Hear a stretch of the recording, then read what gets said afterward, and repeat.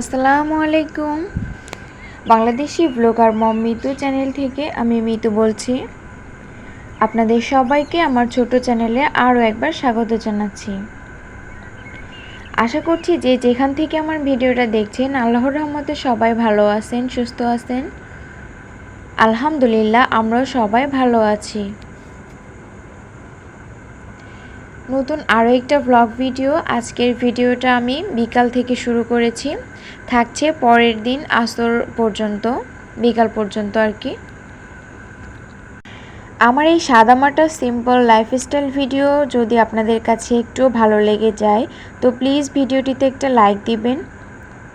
আর ভিডিওটা কেমন লাগলো অবশ্যই কমেন্ট করে জানাবেন। আপনাদের কমেন্ট পড়তে আমার অনেক বেশি ভালো লাগে।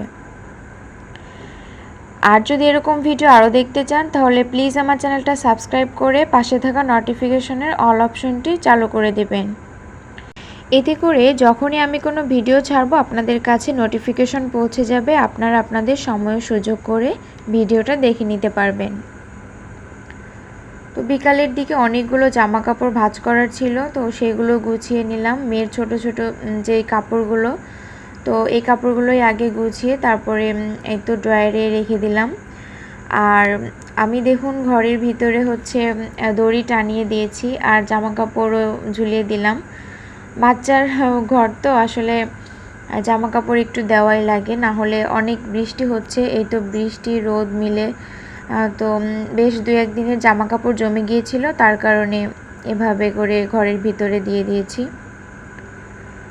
রুমের ভিতরে জামা কাপড় নাড়লে বেশ একটা কেমন একটা গন্ধ আসে, তবে কিছু করার নেই, ছোট বাচ্চা আছে যেহেতু।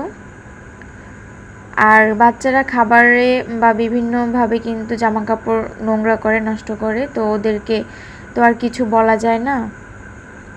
আর সন্ধ্যা হয়ে গিয়েছে, সন্ধ্যায় আমি জানালাগুলো অফ করে দিয়ে লাইটগুলো অন করে দিয়েছি। আর দুপুরে হচ্ছে হালকা পাতলা রান্না করেছিলাম, তো এই তো রাত্রেবেলা এখন রাতের জন্য রান্না করছি। ডিম ভুনা করব আর পাঙ্গাস মাছ ভুনা করব। ডিমগুলো ভেজে নিয়ে তারপরে এখন মশলা দিব আর মাছগুলো মশলা দিয়ে ভুনা করে নিয়েছি।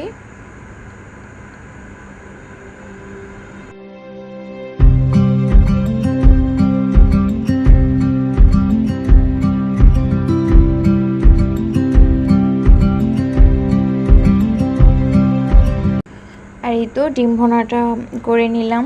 পাঙ্গাস মাছ দেওয়ার সময় আমি কিন্তু একটু সরে সরেই যাচ্ছিলাম, কেননা পাঙ্গাস মাছে হচ্ছে তেল বেশি করে ছিটে আর হাতে ফোসকা পড়ে যায়। এরকম অনেকবারই আমার সঙ্গে হয়েছে, তার কারণে মাছ দিতে সময় একটু ভয় লাগে।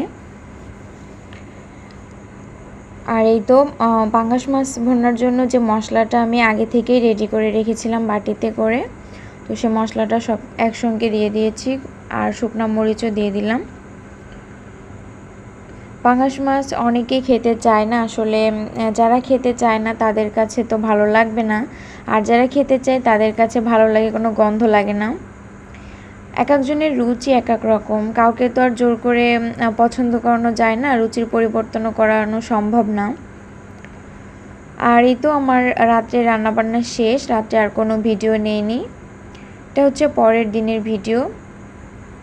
আর পরের দিনের ভিডিও দুপুর থেকে শুরু করেছি। আর এই তো এখানে আলু ঝুরি ভাজা হয়েছিল, সুরমা মাছ ভাজি করে বেশি করে পেঁয়াজ দিয়ে ভাজি করা হয়েছিল। তো এভাবে এই মাছটা খেতে আমাদের বাসায় কিন্তু সবাই অনেক বেশি পছন্দ করে। আর এই তো গরু মাংস প্রিপারেশন চলছে। বেশ একটু দেরি হয়ে গিয়েছে, নামাজের সময় হয়ে আসছে, তার কারণে তাড়াহুড়া করে প্রেসার কুকারে বসিয়ে দিলাম যাতে করে তাড়াতাড়ি হয়ে যায়। আর ভাতও পাশাপাশি হচ্ছে। আর এই তো আমার গোশ রান্নাটা হয়ে গিয়েছে।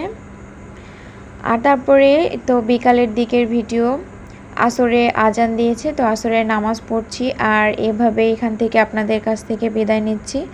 সবাই ভালো থাকবেন, সুস্থ থাকবেন। আল্লাহ হাফেজ। আসসালামু আলাইকুম।